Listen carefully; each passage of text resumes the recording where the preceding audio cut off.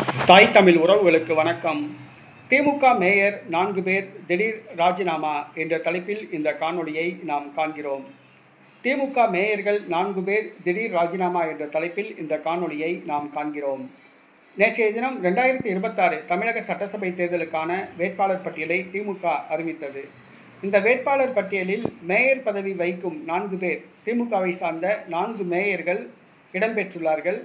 4 பேருக்கு சட்டமன்ற உறுப்பினராக தேர்தலில் போட்டியிட வாய்ப்பு வழங்கியது திமுக.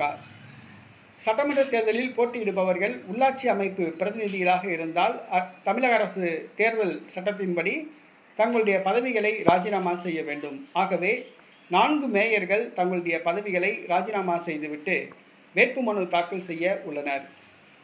தஞ்சாவூர் மேயர் ராமநாதன் மற்றும் திருப்பூர், நாகர்கோவில், ஓசூர் ஆகிய 4 மாநகராட்சி மேயர்கள், திமுக மேயர்கள் 4 பேருக்கும் வருகிற சட்டசபை தேர்தலில் போட்டியிட திமுக வாய்ப்பு வழங்கியுள்ளது. அதனால் அவர்கள் தங்களுடைய பதவியை ராஜினாமா செய்துவிட்டு வேட்புமனு தாக்கல் செய்கிறார்கள். சென்னை மேயர் பிரியா வருகிற சட்டசபை தேர்தலில் போட்டியிட வாய்ப்பு வழங்கப்படும் என எதிர்பார்க்கப்பட்டது.